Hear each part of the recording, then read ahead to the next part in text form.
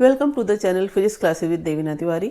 आज के वीडियो में मैं मैग्नेटिक इफेक्ट ऑफ करंट पर बेस्ड एक कॉन्सेप्चुअल क्वेश्चन कराऊंगी, जिसको शुरू से आखिरी तक देखना बहुत इंपॉर्टेंट है। ऐसे ही questions board exam, competitive exam में खूब पूछे जाते हैं।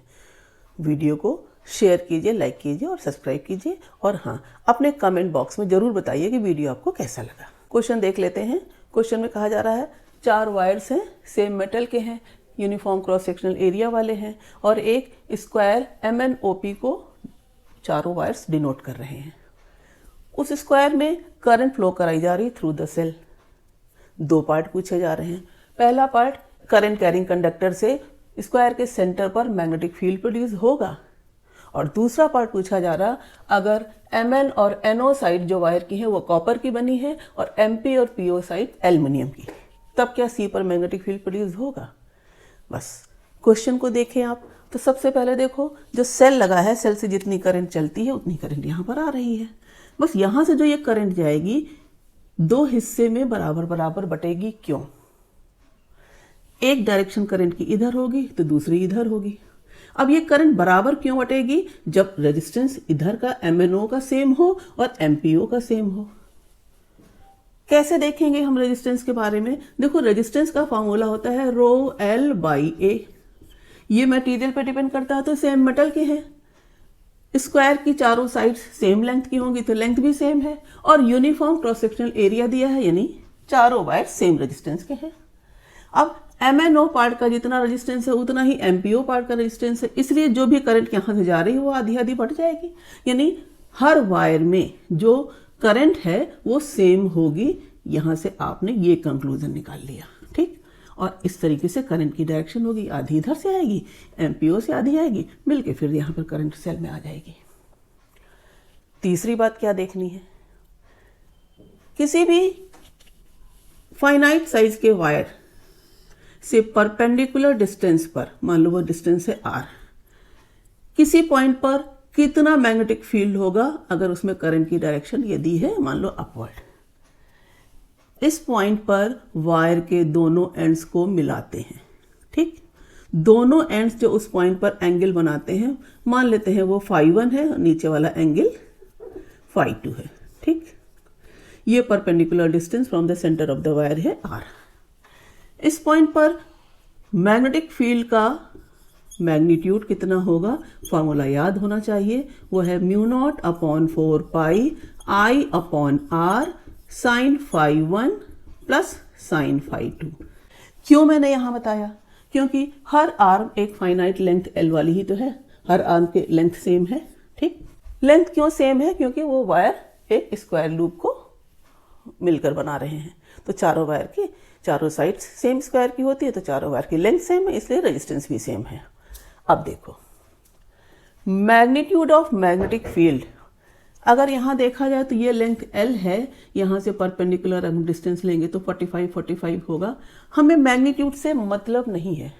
पूछा जा रहा है कि क्या मैग्नेटिक फील्ड सेंटर पर प्रोड्यूस होगा कि नहीं। मैग्नीट्यूड के अलावा मैग्नेटिक फील्ड में और क्या होता है? डायरेक्शन।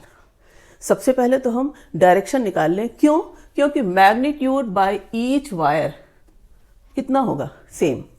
हर वायर सेम करंट कैरी कर रहा है, सेम लेंथ और क्रॉस सेक्शनल एरिया वाला है, सेम करंट है, तो मैग्नीट्यूड भी उससे C की दूरी हर वायर से, सेंटर से सेम है, तो I, R सब कुछ सेम है, तो B भी सेम होगा। अब रही बात डायरेक्शन की।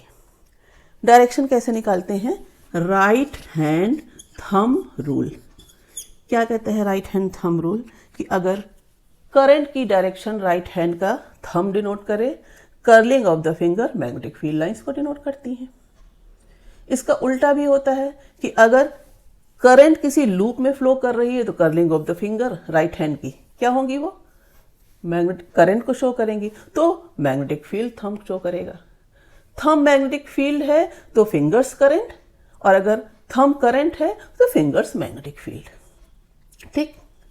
यहां पर जैसे इस वायर के लिए देख लें, अगर थंब डिनोट कर रहा है करंट को, तो फिंगर इधर से P पर कैसे जाएंगी? अगर हम फिंगर को कर्ल करेंगे तो P पॉइंट पर फिंगर नीचे ही तो जाएंगी, यानी P पर मैग्नेटिक फील्ड का डायरेक्शन क्या होगी? Cross, perpendicular to the plane, inward. अब इसको याद करने का तरीका भी समझ लो, क्योंकि ये बार बार आपको इतनी देर नहीं लगानी। करंट ऊपर की तरफ जा रही है तो वायर के राइट साइड में क्रॉस मैग्नेटिक फील्ड, तो लेफ्ट साइड में क्या होगा, डॉट। देख लीजिए ऐसे होगा, फिंगर यहाँ ऊपर आ रही है। इसी स्ट्रेटजी को यहाँ लगाना है।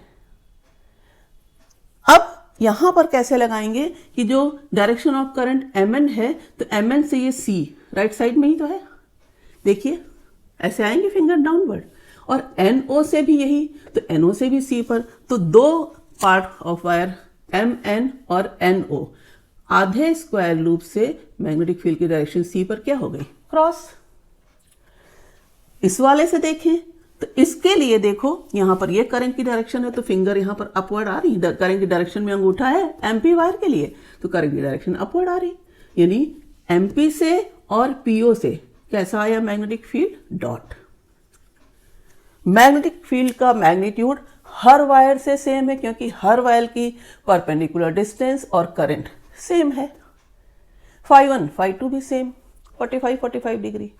मतलब अगर चारों वायर का रेजिस्टेंस सेम है, लेंथ सेम है, सेम मटेरियल के हैं और सेम करंट इसीलिए वो कैरी करते हैं, तो स्क्वायर के सेंटर पर मैग्नेटिक फील्ड 0 होगा। उम्मीद करती हूँ समझ में आ गया होगा। Mn और NO से मैग्नेटिक फील्ड जितना भी होगा वो cross perpendicular to the plane of paper inward, और MP और PO से जितना भी मैग्नेटिक फील्ड होगा वो dot perpendicular to the plane upward. Net magnetic field 0। अब बात करते हैं दूसरे पार्ट की। अब second part of the question कह रहा है कि अगर Mn और NO कॉपर के बने हैं और MP और PO एल्यूमिनियम के, मतलब हाफ ऑफ द स्क्वायर उसमें जो मटेरियल है वो कॉपर है इन वायर का। कॉपर एल्यूमिनियम से गुड कंडक्टर है, मतलब conductivity of copper is more than that of aluminium. जिसकी कंडक्टिविटी ज़्यादा उसमें करंट ज़्यादा, करंट ज़्यादा तो मैग्नेटिक फील्ड ज़्यादा। क्यों, करंट और मैग्नेटिक फील्ड का रिलेशन आप देख रहे हैं। अब क्रॉस वाला मैग्नेटिक फील्ड ही तो प्रोड्यूस हो रहा है MN और NO से, तो क्रॉस वाला मैग्नेटिक फील्ड सेंटर पे ज़्यादा होगा और डॉट वाला कम होगा क्योंकि अब करंट कम है। नेट मैग्नेटिक फील्ड क्या होगा, जो बड़ा है वही बचेगा। यानी सेकंड पार्ट के क्वेश्चन के आंसर में होगा कि हाँ, अगर Mn और NO कॉपर के और दोनों वायर MP और PO एल्यूमिनियम के हैं तो net magnetic field at centre पर होगा। किस डायरेक्शन में होगा, डाउनवर्ड्स। उम्मीद करती हूँ वीडियो आपको जरूर पसंद आएगा। Thank you.